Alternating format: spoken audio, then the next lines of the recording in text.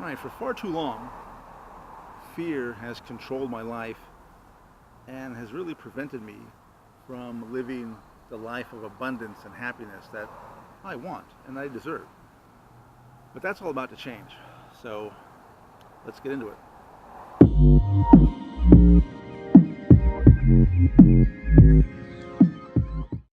All right, guys, as you know, I've been dealing with a lot of my mental and emotional issues, specifically my codependency.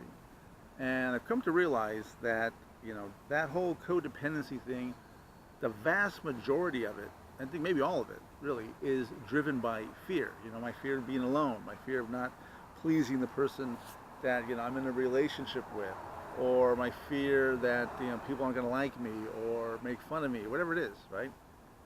This is this is what's happening. This is what's driving all of it. Even my alcoholism, I think, uh, to a large extent, is driven by fear. But um, that's going to change.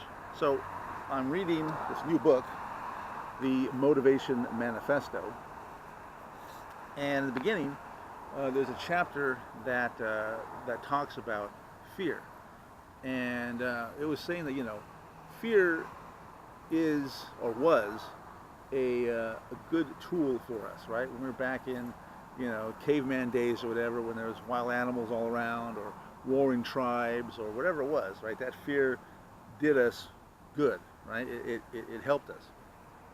But now, we've kind of turned it into this all-encompassing thing where we're afraid of nearly everything around us. And let me get a couple quotes here. So the first one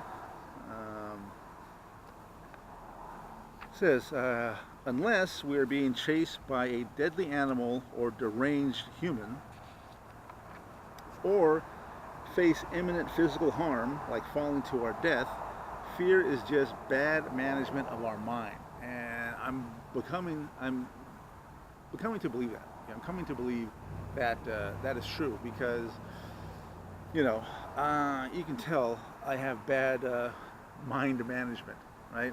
My mind just goes crazy, goes off on these tangents. I get obsessed with things, and again, the majority of it is built on fear. So another quote down here. It says, fear was given to us as a motive to avoid physical harm and death. That's it. We are the ones who have perverted it into a tool for the ego's protection. And again, in the book, it talks about the things that people say they are afraid of. I'm afraid of public speaking. I'm afraid of disappointing people. I'm afraid that I won't be accepted. I'm afraid that I'll fail, whatever. And all of those statements, has one thing in common: I. It all starts with me, with I, and that's the ego. And I have a very large ego and a very fragile ego. So I am, just like I said, been driven by fear for so long. And there's really no reason for me to be afraid, to have this level of fear. It's not like I'm in a war-torn country in the Middle East or Africa or South America or Central America, wherever. I don't fear of being killed or being bombed or being, drug gangs or cartels or whatever.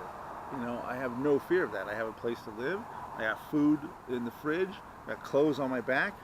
I've got a decent business that's growing.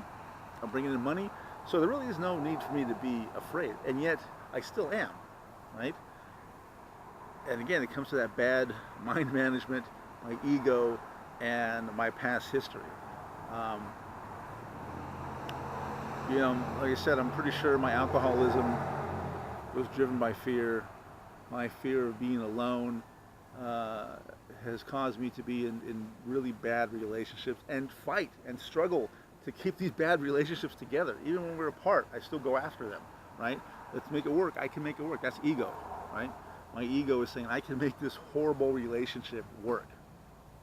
And you can't, right? But it's all, again, driven by fear, driven by my fear of being alone and my fear of disappointing people and all that.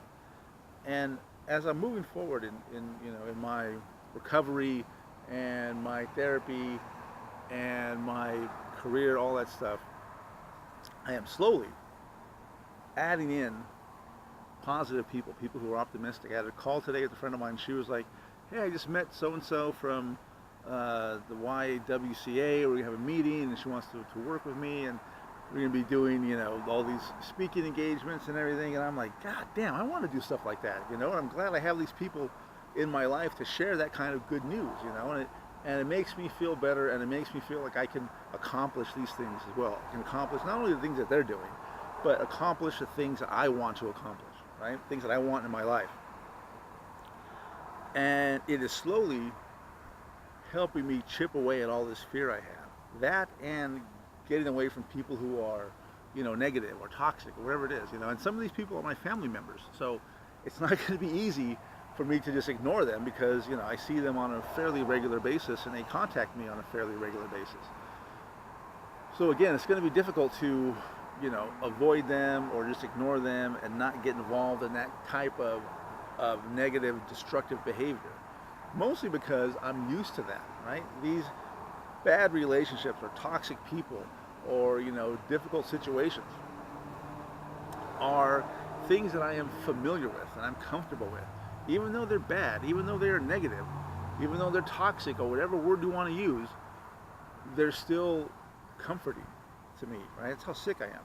They're still comforting to me, you know, because they're familiar, because I know what to expect. All this other stuff, you know, these new people, this new opportunity, this new money, all this stuff it's foreign to me. I don't understand it. I'm not used to it. It's uncomfortable. And that starts, you know, digging up and stirring up all this fear in me. And it's a crazy thing, man. I mean, it sounds weird to like complain about this, but I don't know what to do with all this money. I know that sounds stupid. Even when I say it, it sounds dumb, but I'm just not used to it, you know. And I've been spending a lot more than I should the last week, because again, like I said, I don't know what to do. I'm just trying to figure out a way to reconcile this stuff, and it's not easy. But the more I work on this fear and getting rid of it and dealing with it, and the more I bring more positivity into my life, the better things are getting.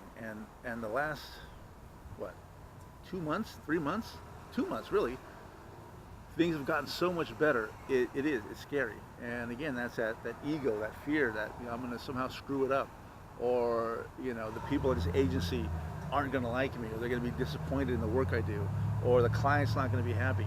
All these things that are going through my head that I'm nurturing, these negative thoughts, these negative feelings that I'm thinking about on a regular basis, daily, it's not helping, you know. So I realize now that fear is a luxury. You know, I'm like I said, I'm not in a situation where I need to fear for my life on a daily basis, or my well-being on a daily basis. So yeah, I got to be thankful for, you know, the things I do have and the opportunities I have. And I really am. It may not seem like it at times, but for the most part, I am. And you know, continue to bring those positive people into my life and distance myself from those negative people. And I think that's going to make all the difference. And I think going forward, you're going to see a different person in me. You're going to see a lot less fear, and you're going to see me going for a lot more things in my life, positive things. So yeah, that's all I got for today. Deal with your fear. Fear is a luxury, and you're going to be a lot better without all that fear. I'm going to be a lot better without all that fear. So like and share this video, subscribe to the channel. I'll see you guys tomorrow.